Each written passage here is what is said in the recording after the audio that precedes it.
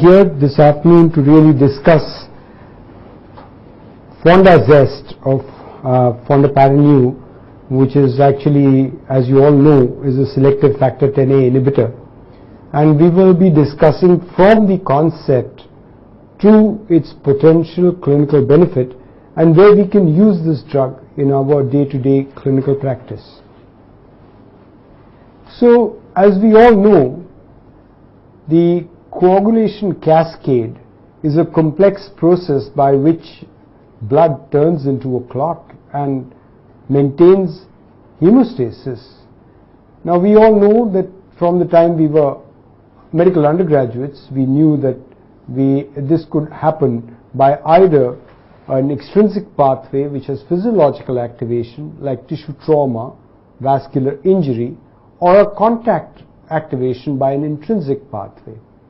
Whichever way this gets activated, it is a triggered enzyme cascade system involving several coagulation factors and amplifying the process. So if you see the intrinsic pathway, it involves factor 12, factor 11, factor 9, and whereas the extrinsic pathway, the physiological activation, involves the tissue factor, factor 7A, calcium, and this finally leads to factor 10 activation. An activated factor 10 forms the prothrombinase complex, and this further leads to amplification of thrombin and leads to formation of fibrinogen and polymerizing the fibrinogen into fibrin polymers. The large amount of processes involved or the enzymatic activities involved offer us potential points or windows of opportunity where we can step in and block this coagulation cascade. So if we really look at it, we know that conversion, we can actually use heparin, as we all know, activates antithrombin. We know that low molecular weight heparins act against factor 2 and factor 10, and we have a variety of other direct thrombin inhibitors which are now available, like bivalirudin, dabigatran, and these are drugs which can affect factor 2 or thrombin itself. Vitamin K antagonists, which take care of the vitamin K dependent coagulation factors 2, 7, 9, and 10. They act on the prothrombinase complex, and we know that we have to determine the prothrombin time. You have now newer oral anticoagulants which are direct factor 10A inhibitors like rivaroxaban, apixaban, and the indirect factor 10 inhibitors which are especially fondaparinib. So if we classify the agents available to us based on their current route of administration, we can see whether they could be I'm sorry, I think it's a slow link, so it's taking time. Anticoagulants could be parenteral or oral. In terms of being parenteral agents, they can be either indirect or direct agents. Direct agents can be those which involve which are inhibitors of thrombin like bivalirudin, inhibitors of factor 10A like otamixaban, and if you come to the oral agents, again they can be either indirect agents like vitamin K antagonists, or they can be direct agents like dabigatran, which is a thrombin inhibitor, or rivaroxaban, apixaban, and doxaban, which are factor 10A inhibitors. So in this day and age, when we are actually talking a lot about newer oral anticoagulants, we take you back a few years to discuss what was the role regarding unfractionated heparin, low molecular weight heparin, and fondaparinib. So these are indirect anticoagulants which can be used parenterally, and they have a great role in our day-to-day clinical practice. So why is activation of 10A a major target for designing anticoagulant drugs? Firstly, it is located at the convergence of the intrinsic and the extrinsic coagulation cascade, and activation of one molecule of factor 10 results in the generation of 1000 molecules of thrombin, and inhibition of factor Xa should theoretically be more effective for reducing fibrin formation than inactivation of thrombin itself. So this is the reason why we think that activation of factor Xa is a major target for designing anticoagulant drugs. And we can again look at this because factor Xa is a kind of a common point between both the tissue factor, the intrinsic and the extrinsic factor. And why, if we really study, should we be using fondaparinib as a drug that we need to study? Because as we evolved from unfractionated heparins to low molecular weight heparins, to ease of administration, to avoidance of monitoring that we were doing from the time that we had a drug like heparin, which had a wide variability and was important to monitor it. We did not have perfect monitoring tools. Somebody used APTT, somebody used ACT in an acute situation like in the catheter laboratory. We moved to low molecular weight heparins, knowing that low molecular weight heparins have reasonable biological activity if given in reasonable doses. Fondaparinib is the only selective factor Xa inhibitor which has been approved for use in treatment and prevention of thrombosis worldwide. Let's look at the chemical structure. If we look at the chemical structure, the fondaparinib, as you can see, is a pentapeptide, and it has a molecular weight of about 1728 Daltons, and the structure of fondaparinib has been modified to enhance its affinity for antithrombin, and the specific anti-10A activity of fondaparinib is about 7-fold higher than that of other low molecular weight heparins. It is, as you know, a synthetic inhibitor. It is, whereas enoxaparin and other low molecular weight heparins actually are biologic products, and those products carry the problem of antigenicity, and again it is very difficult to actually make generics out of them because they are large molecules and you need fingerprinting to be able to assess its biological activity. Whereas fondaparinib is a synthetic inhibitor, once daily administration, rapid onset of action, half-life of 15 to 18 hours, no hepatic metabolism, no protein binding other than antithrombin, and very importantly, no risk of pathogen contamination since it's not a biologic compound, no dose adjustment necessary in elderly, and anticoagulant effect can be normalized with administration of activated factor 7 if it is required. Now, we would say, what exactly is antithrombin? Now, antithrombin per se is a small molecule that inactivates several enzymes of the coagulation system. It is a glycoprotein produced by the liver, consists of about 432 amino acids. It binds factor Xa, neutralizes factor Xa, and the thrombin formation. Now, if you look at what exactly is the mechanism of action of fondaparinib, it binds specifically and reversibly to antithrombin. When it binds to antithrombin, fondaparinib enhances the ability of antithrombin to neutralize factor Xa by 300 times. By inhibiting Xa, thrombin generation and fibrin formation are blocked, and it is fondaparinib is further released to act on other molecules of antithrombin.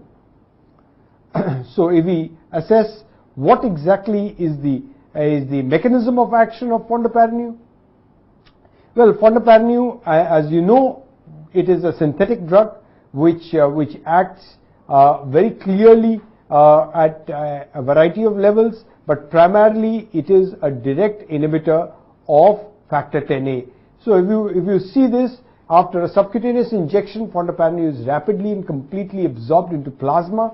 The bioavailability of fondaparinib after a subcutaneous injection is 100%, which is higher than that of any low molecular weight heparin. The time to peak plasma concentration is less than 2 hours compared to about 3 to 5 hours with other LMWH. A half-life of about 15 to 18 hours in young subjects, 21 hours in the elderly, and the anticoagulant activity is maintained for 24 hours, leading only to once daily subcutaneous administration. So, what about its pharmacokinetics? Now, if you see, the maximum plasma concentrations are achieved even more rapidly following intravenous bolus administration, and the half-life is unchanged when compared to the subcutaneous administration. It is excreted unchanged in the urine and should not be given to patients with a creatinine clearance of less than 30 ml per minute. It does not bind to other plasma protein, a finding that explains why it produces a more predictable anticoagulant response than unfractionated heparin and even the different low molecular weight heparins. Now, if we see what is the pharmacokinetic profile of 2.5 milligram of fondaparinux administered via intravenous or subcutaneous route, and we find that this is, although the intravenous acts even earlier, the half-life remains very similar to that which is given from a subcutaneous route.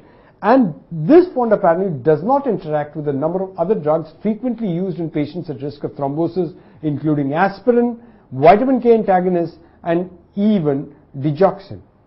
So, if you compare the heparin versus low molecular weight heparins versus fondaparinux, heparin and low molecular weight heparins, like I said, are biologic compounds with issues of antigenicity, with issues of allergic potential, whereas fondaparinux is synthetic. The molecular weight of fondaparinux is about 1/10 the molecular weight of heparin and about 1/3 the molecular weight of low molecular weight heparins. Whereas heparin acts on 10A and 2A, low molecular weight heparins have more 10A than 2A activity. Fondaparinux specifically has 10A activity, and with a bioavailability of 100%, with a half-life of 17 hours, anticoagulant effect for a complete day, with renal excretion, there is no reversal with protamine, and the very good fact is that a very fearsome disease, which is seen in about 5% of cases of patients on heparin, and also seen in about 1% of patients with low molecular weight heparin, that is heparin-induced thrombocytopenia, which has, as you all know, thrombotic manifestation, is only seen in an occasional case report with fondaparinux. So if we compare the relevant pharmacological properties of different parenteral thrombin inhibitors in current clinical use, we can actually understand that if we look by this, unfractionated heparin needs the presence of a cofactor, whereas a pentasaccharide also actually needs the presence of a cofactor, whereas a direct thrombin inhibitor like bivalirudin does not need it. The renal clearance, it continues to be of some clinical relevance. There is no non-specific protein binding. Bioavailability is 100%. If you look at it, the inhibition of bound thrombin does not occur, and there is no rebound of thrombin generation after discontinuation. There is no platelet activation, there is no immune thrombocytopenia, and there is obviously no effect on bone density. So if you compare these anticoagulants, whereas fondaparinux is a synthetic pentasaccharide, it acts on factor 10A. You have otamixaban, which again acts on factor 10A, whereas bivalirudin is a direct thrombin inhibitor, and dabigatran is also a direct thrombin inhibitor. Likewise, we know where exactly unfractionated heparin acts. It acts on antithrombin 3, it acts on thrombin itself, and whereas low molecular weight heparins act on factor 10 and factor 2. So if you compare this, we have to translate this into clinical requirements, because what we do is important, especially for patients who have thrombotic manifestations in major organ systems like the veins, the lungs, the heart. Because what we do in these patients is actually critical, and it can save lives. We know that the pathophysiology of a ST elevation myocardial infarction is a ruptured plaque with an occlusive thrombus, and the pathophysiology of NSTEMI or acute coronary syndrome is a ruptured plaque with a subocclusive thrombus. Anticoagulant therapy remains one of the cornerstones in the management of ACS, both in the invasive and non-invasive strategies. And currently we have 4 anticoagulants that are commercially available for treatment of ACS. Unfractionated heparin, low molecular weight heparin, bivalirudin, and the pentasaccharide fondaparinux. Each of these agents has its different advantages and disadvantages, and there are also different levels of evidence supporting the efficacy of each. Now, if you see whether we have to treat a clot in the coronaries, or we have to and whether we have to treat a STEMI or we have to treat an NSTEMI, we need an anticoagulation. In STEMI, the recommended doses actually 2.5 milligram once a day. The first dose is administered intravenously. Subsequently, we can give subcutaneous injections, and the treatment should be initiated as soon as possible and maybe continued up to 8 days or until hospital discharge. In patients who are to undergo bypass surgery, fondapatinib where should not be given during the 24 hours before surgery, may be started 48 hours post-operatively. What about NSTEMI, unstable angina, and ACS? If we look at this subgroup, again, the recommended dose is 2.5 milligram administered by subcutaneous injection to be continued for 8 days or till hospital discharge. Any special warnings? Yes, with every drug there would be some special warnings. And what would they be? They would be relating to patients who are anticoagulated, and we have later the access, we do spinal taps where there could be epidural or spinal hematomas, and these may result in paralysis in people who have indwelling catheters, concomitant use of other drugs like NSAIDs, platelet inhibitors or other anticoagulants, maybe in people who are immediately post-operative with potential for bleed, which can be dangerous. Are there any special warnings, special precautions for use? We must not administer this pentasaccharide intramuscularly. And in PCI, in any patient who's being thought of as being taken for PCI, must remember there is an increased incidence of catheter thrombosis in patients who've been given fondapatinib. Mind you, catheter thrombosis is not only something which happens with fondapatinib. Incidence of catheter thrombosis is also seen if you use vitamin K antagonists. And so we reserve its utilization, especially for patients who are undergoing primary PCI or in whom we think that this is going to be the sole anticoagulant. There we reserve our recommendations. The elderly are always at increased risk of bleeding. Patients with low body weight are at increased risk of bleeding, and fondapatinib should be used with caution in these patients. So again, with renal impairment, the plasma clearance of fondapatinib decreases with severity of renal impairment and associated with increased risk of hemorrhage. And in severe renal impairment, like a creatinine clearance of less than 30 ml per minute, we avoid it. What about pregnancy? There are limited clinical data on exposed pregnancies and should not be prescribed to pregnant women unless the potential benefit outweighs the risk. Breastfeeding is definitely not recommended. So if we look at the guidelines, the various guidelines which are available, and here we are looking at the ACC/AHA 2007 guidelines, including use of, along with fibrinolytics, the level of evidence is class 1, and this can be used as when you have to use adjunctive antithrombotics. Again, in patients who have undergone PCI, suppose somebody has undergone PCI and now requires anticoagulation in the CCU, these are patients who can be safely given fondapatinib. And suppose you have a patient who is on fondapatinib and now requires a PCI, because we know that there is a potential for catheter thrombosis, watch and please administer unfractionated heparin. What about the utilization of intravenous anticoagulants for NSTEMI? This is again the ACC/AHA guideline. There is no weight adjustment in the dose of fondapatinib. You can give it once a day, and there is no additional treatment unless there is a catheter treatment which is being planned. What about the early invasive choice of anticoagulant? It can be used interchangeably, except I said the specter of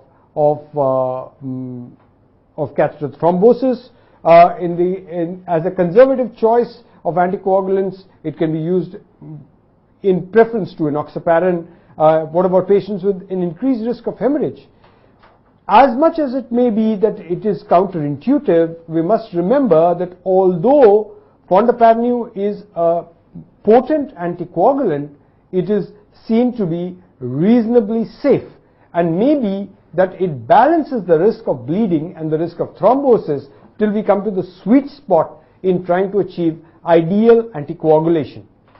Again, if you have to undergo major surgery or CABG, you can use it, but be a little careful. If you have a patient who's on fondaparinux, who has to be taken for bypass surgery, well, 24 hours prior, people have recommended, because this is a longer acting drug, people have recommended changing to unfractionated heparin so that it can be better controlled, and we normally give this for another 8 days following this. Now, what is heparin-induced thrombocytopenia? We discovered this. The classic story of heparin-induced thrombocytopenia is a patient who is being re-exposed to heparin and therein has developed some kind of anti-heparin antibodies, and you start heparin, and by between day 3 and day 7, the patient has a pale white limb in the morning, and when you do the platelet count, you find that there is thrombocytopenia. Now, this is HIT, and all of us at some stage in our careers have encountered a very tricky patient with HIT, because HIT can be a great mimic. It can have arterial or venous thrombosis, DVT, pulmonary embolism, MI, stroke, peripheral arterial occlusions. It can lead to a picture like DIC or microangiopathic hemolytic anemia. There can be some skin necrosis, there can be some venous limb gangrene, sudden death, ARDS, and even hemorrhage causing an adrenal infarction has been noted.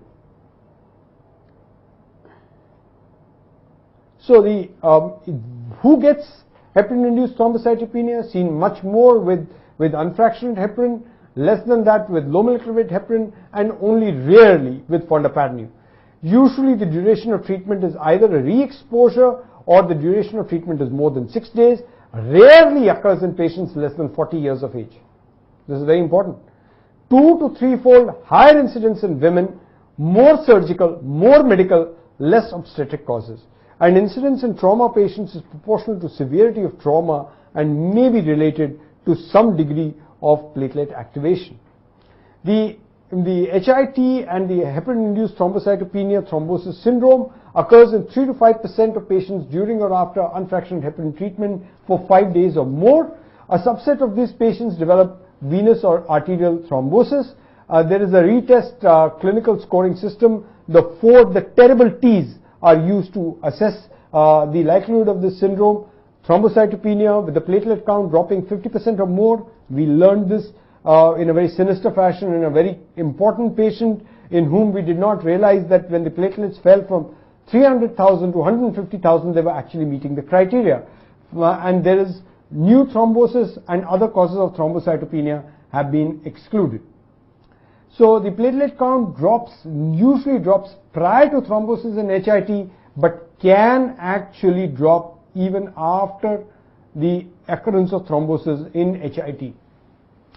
We know that heparin and platelet factor 4 complexes stimulate antibody production, and these antigen antibody complexes bind to and activate platelets, monocytes, and the size of the immune complex is critical, varying with PF4 and heparin concentration. This is inhibited by high heparin concentration. These activated platelets release procoagulant microparticles. Activated monocytes produce tissue factor, and they may co-react with platelet factor 4, causing vessel wall injury, and some HIT antibodies can activate platelets in the absence of heparin. And this concentration affects the size and charge of heparin, and this low heparin PF4 ratios have small complexes, 1:1 are large complexes, and high heparin PF4 ratios again lead to smaller complexes. So the degree of complexes, the charge on the complexes is all important. Smaller heparin molecules, less platelet activation by HIT antibodies. And please remember that classic unfractionated heparin was 15,000, whereas this is 1/10 of that as the molecular weight. So what are the clinical features that favor a diagnosis of HIT? Fall in platelet count of more than 50%, 5 to 14 days after heparin exposure, a nadir platelet count of about 20,000, which may be lower if there is associated DIC, thrombosis which can be venous or arterial. There can be some very unusual manifestations like skin necrosis at subcutaneous heparin injection site, anaphylactoid reactions after intravenous heparin bolus, and even transient global amnesia.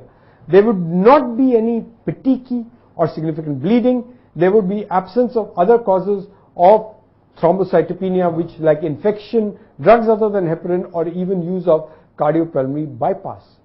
So the 4T score predicts a positive HIT antibody test. The 4 T's are these are called the terrible T's: thrombocytopenia, timing, thrombosis, and ruling out other causes of thrombocytopenia. Actually, it's very easy to remember. The whole thing is around thrombocytopenia, which platelet counts fall more than 50%, and the nadir is usually more than 20,000. If this score is less than 4, the percentage of people who will test positive is 0.8, whereas if this score, and we know that there are 2 points, 1 point and 0 point, if the score is more than 5, then there is a 34% incidence of HIT. You can lab diagnose HIT by doing immunoassays for heparin PF4 antibodies. It has a high sensitivity, rapid turnaround, and high positive results are very typical of HIT. There can be a rapid bedside assay, but it is not recommended because there can be many false positive tests. You can do actually a carbon 14 serotonin release assay, which measures the heparin dependent platelet activation. It is actually the best predictor of thrombotic risk, but it is very poor availability and very slow turnaround time. A positive EIA test in a patient with low pretest probability of HIT according to 4T rule is likely to be a false positive. So we have to remember the 4T rule. I can repeat the 4T rule if you want. The terrible T's are thrombocytopenia, timing, thrombosis, and ruling out other cause. So if the platelets have fallen only 30% or the nadir is less than 10, then we call it 0 point, whereas so this criteria have to be actually kept in mind. Now what about the treatment of HIT? We have to discontinue all heparin.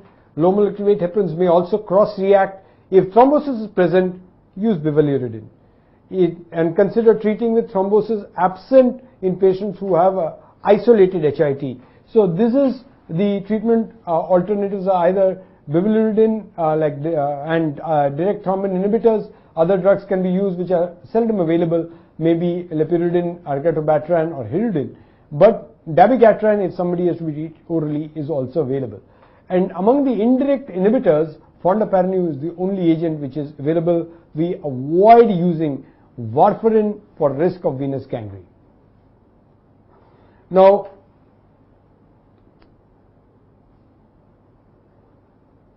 I think there's a repeat of slides.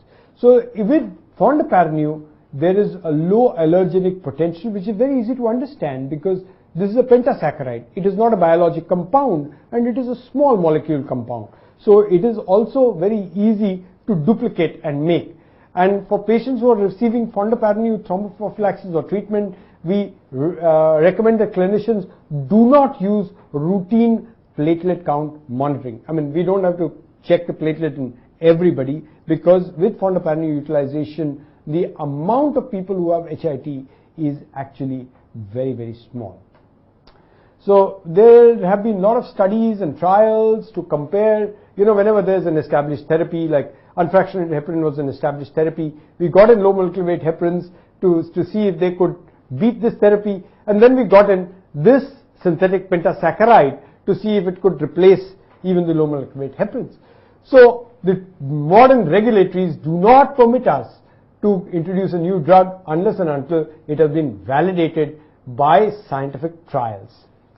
So in acute ischemic syndromes, the OSS-5 investigators reported their results in NEJM in 2006, and this was published under the OSS-5. It was a big trial, 20,000 patients with unstable angina. They were all given aspirin, clopidogrel, GP2B3 inhibitors or whatever with a planned cath or PCI as per local practice, and then they were randomized to enoxaparin 1 milligram per kilogram subcutaneous BID for 2 to 8 days or fondaparinib 2.5 milligram OD up to 8 days.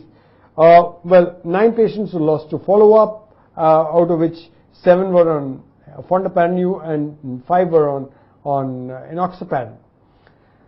Must see that the death, MI, refractory ischemia were similar efficacy outcome between enoxaparin and fondaparinib, which is seen at even day 9. But although this remains similar, fondaparinib halved the major bleeding as compared to enoxaparin at day 9. So what is our conclusion? To control thrombosis, it is as effective as is any other good low molecular weight heparin. But there is an advantage. You have less bleeding manifestation.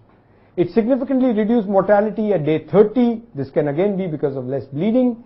And there was a net clinical benefit which favored fondaparinib in patients even undergoing PCI and early PCI. So this is something which was studied, the PCI any complication rate versus the complication rate with the use of enoxaparin and fondaparinib is compared, and you can see that in yellow fondaparinib wins in every category. What about this catheter thrombosis? Is it overrated?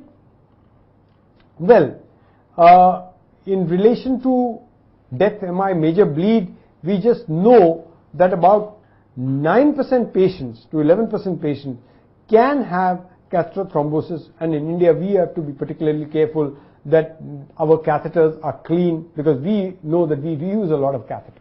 But if you compare catheter thrombus with enoxaparin and fondaparinib, enoxaparin also 8 cases of patients on enoxaparin had catheter thrombosis in the OSS 5 study.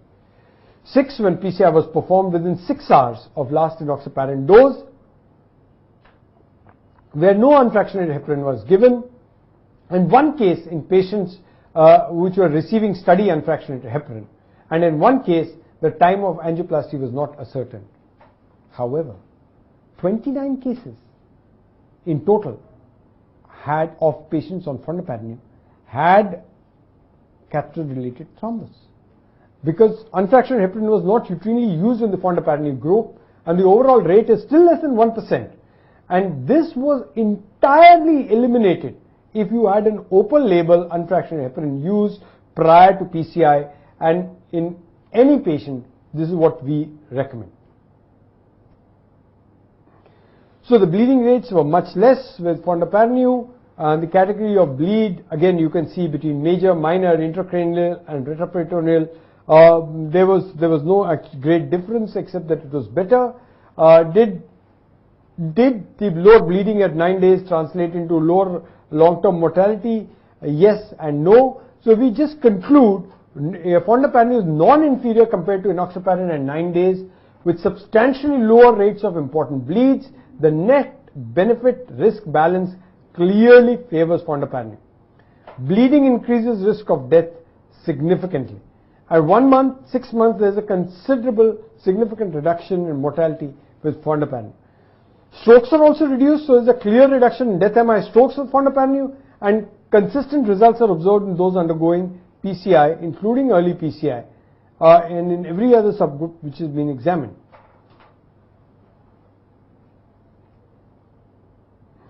What about STEMI? And this was studied in the OSS 6 trial. The goal was to evaluate treatment with fondaparinib compared with unfractionated heparin or placebo control among STEMI patients. They were separated into very intelligently defined stratum 1, which is control group ineligible for unfractionated heparin. In other words, fondaparinib was compared to placebo, and in stratum 2, where the active control group was compared to unfractionated heparin.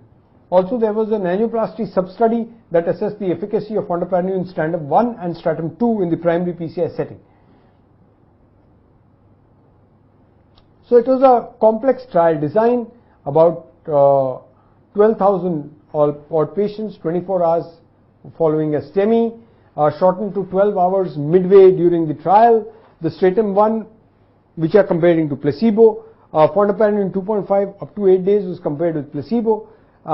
And the stratum 2, which is unfractionated heparin, was compared here. Unfractionated heparin was compared with fondaparinib and up to 8 days, and this was seen by primary endpoint of composite endpoint of death MI or reinfarction, secondary MI at 9 and at final follow-up.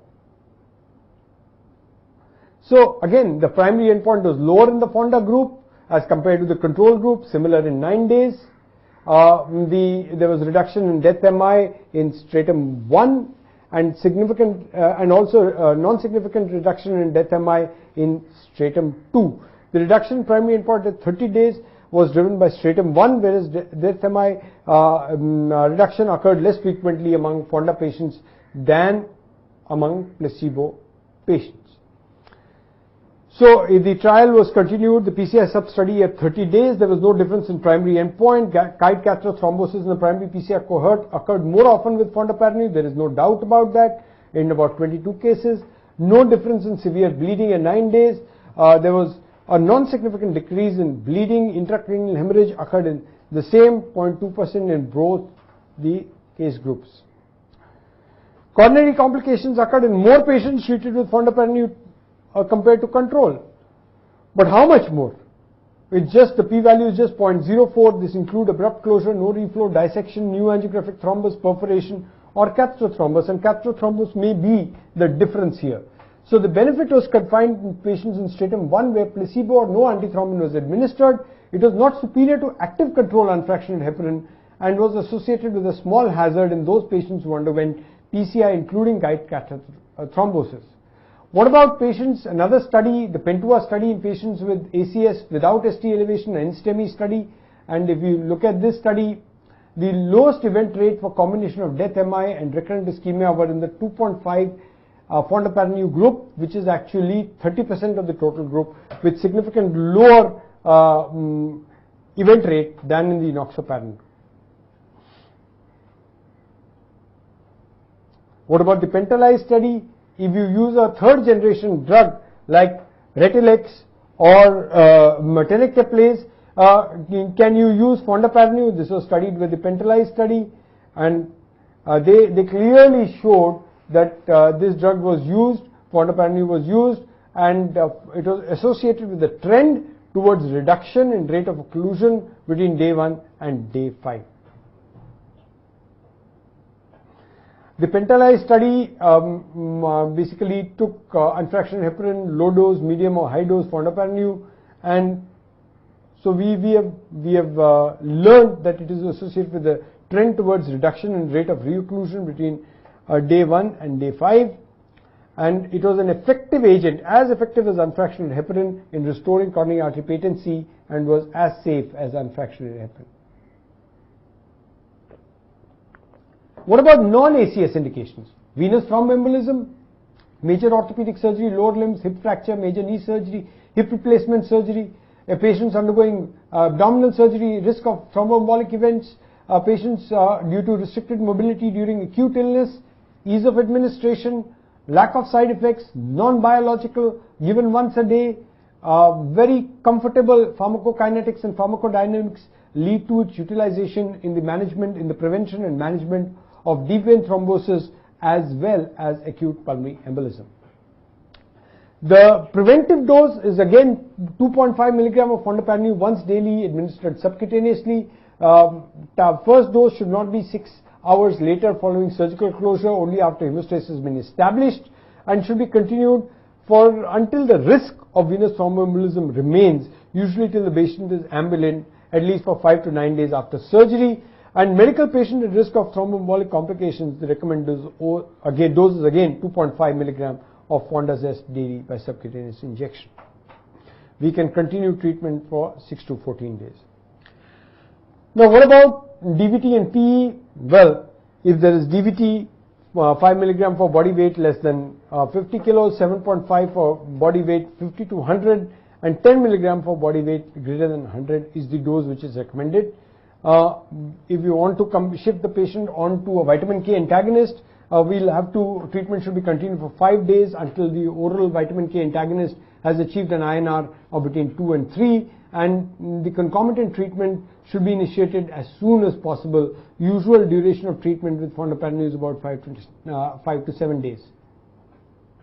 I think this is a wrong slide. So I would just summarize to say that while it is fondaparinib is a synthetic, highly selective, indirect, selective, reversible 10A inhibitor. It is the only inhibitor which has been approved for use in the treatment prevention of thrombosis worldwide. The specific anti-10A activity is of fondaparinux is 7-fold higher than that of low molecular weight heparin. And by binding to antithrombin, it enhances the ability of antithrombin to neutralize factor 10A by 300-fold. It has 100% bioavailability after subcutaneous injection, long half-life 15 to 18 hours, allowing once daily administration and also allowing a prolonged effect which is seen. The anticoagulant effect is completely predictable. There is no requirement for monitoring. There is no cross-reactivity with antibodies associated with HIT. And in terms of assessing our overall situation, I would say that the anticoagulant effect is maintained for 24 hours, once a daily administration, good for ACS, good for VTE, good for pulmonary embolism being managed medically. The first dose may be administered intravenously, subsequent doses are given by subcutaneous injection. The safety and efficacy has been studied in OSS 5 and OSS 6, which, as you know, are Selim Yusuf conducted trials. I just wanted to actually highlight that what we need to do is not just intensify the risk, intensify the anticoagulation, because please remember that anticoagulation is a double-edged sword. If we increase anticoagulation, we increase risk of bleeding. If we decrease anticoagulation, we increase risk of thrombosis. So we have to strike the sweet spot. And in many of these patients, fondaparinux actually offers us, Fondazest offers us the ability to achieve the sweet spot. Thank you.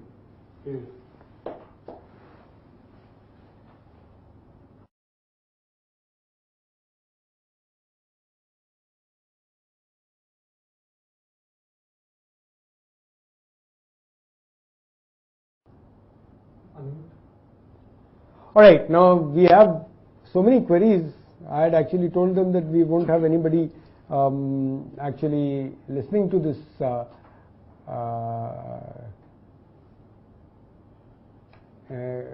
webcast, but I'll try and see a few of these queries. A few queries are what is happening and when the webinar will start. I think my colleague here, Manjeet, was trying to set up a good Wi-Fi setup, so apologies for the delay in starting the webinar. Well, the first question is by Dr. Ketul Patel from Valsad, who said that he has not found any superiority of Fonda over enoxaparin in terms of efficacy. We're not even, nobody in all the trials that we have discussed, we have not said that, we are here to prove that it is grossly superior. It is an anticoagulant. It is an antithrombotic just as well as enoxaparin. You have to balance the potential benefit of anticoagulation with the risk of bleeding, and that is what is the clinical advantage of using fondaparinux. It can be administered once a day. It has no biological effect, low incidence of HIT. Nobody is saying that it is superior in terms of clinical efficacy to a dose-adjusted unfractionated heparin per se, but heparin is antigenic, allergenic. The dose has to be adjusted. It has to be given by repeated injections or a continuous infusion. Low molecular weight heparins, also depending on the compound, the molecule that we are using. Remember, they are biologic compounds. And remember, when we use a lot of generics when we are using a lot of generic low molecular weight heparins, we must actually not take for granted that the trials which have been conducted with the original molecule will be valid, because biologics should be assessed with biologic activity, and these actually need fingerprinting to actually discover whether the molecule has been cleaved at the right spot. Whereas fondaparinux is a clean synthetic pentasaccharide, no allergenicity, no biologic activity, small molecule, can be easily reproduced, can be given comfortably once a day, has low risk of bleeding. Yes, it carries a risk of catheter thrombosis. It has no incidence or very low incidence of HIT. But if you have a patient where you're suspecting HIT, I would still say not go for Fonda. Please go for bivalirudin, because if you need to anticoagulate that patient, you need a direct thrombin inhibitor, and in a few cases fondapatinib has also been associated. But if you are to look at prophylactically, I would say use fondapatinib. So I think this, Dr. Dharmesh Mewawala said that there is no need, it has been promoted that there is no need, but monitoring is actually required. No, it is not required, because this has been validated quite adequately, somebody has said any specific antidote. You can give activated factor 7 if we want to use it. The dose of fondapatinib can be in STEMI patients. I normally prefer to use 5 milligram. Young and elderly, the biological activity can be a little different. Somebody, Dinesh Mehta, has asked that fondapatinib can be used in PCI. I don't use it in PCI. And if I use it in PCI, I either add low molecular weight heparin or add unfractionated heparin. If somebody, Anish Kumar from Ranchi, says that currently a patient of mine with DVT is being given low molecular weight heparin, can he be shifted to fondapatinib? Certainly. In STEMI, which is drug of choice, if I'm planning a catheter-based procedure, I prefer low molecular weight heparins to fondapatinib. Otherwise, if I'm planning not to do anything and just planning to anticoagulate the patient, then fondapatinib may be adequate. Sandesh Prabhu says, why should I change to fondapatinib? Because it is safer and because it does not have biologic consequences. Pregnant women we have covered. Like I said, somebody says, when would you use it? And being an interventional cardiologist, what would I use?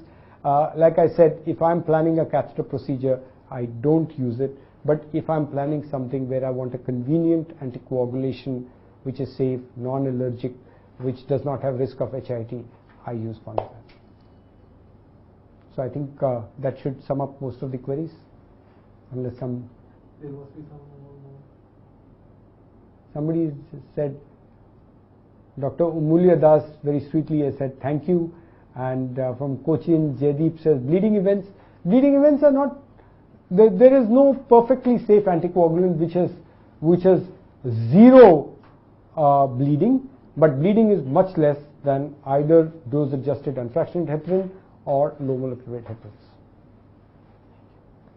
Thank you all for patient listening. I had taken a bet with these people that 200 people would be listening to this webinar or not. I wonder what is the truth, but thank you all the same, and look forward to seeing you in any future program in the future. Thank you. Thank you, sir.